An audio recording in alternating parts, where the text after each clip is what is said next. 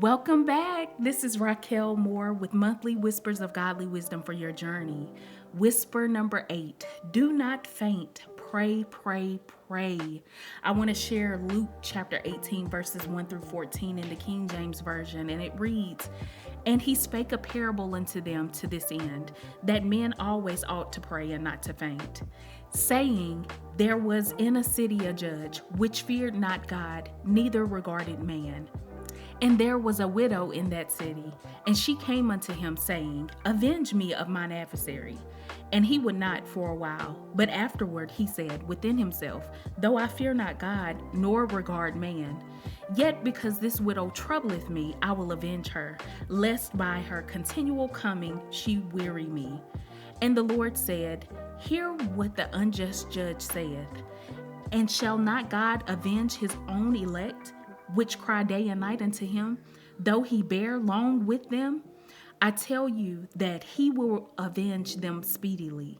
Nevertheless, when the Son of Man cometh, shall he find faith on the earth?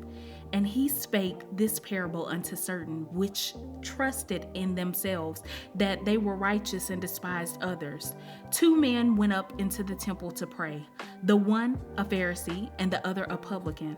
The Pharisee stood and prayed thus with himself, God, I thank thee that I am not as other men are, extortioners, unjust, adulterers, or even as this publican.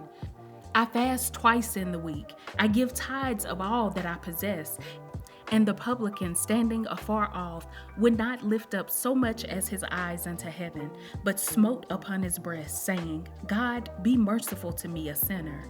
I tell you, this man went down to his house justified rather than the other. For everyone that exalteth himself shall be abased, and he that humbleth himself shall be exalted. Jesus tells us that we ought to always pray.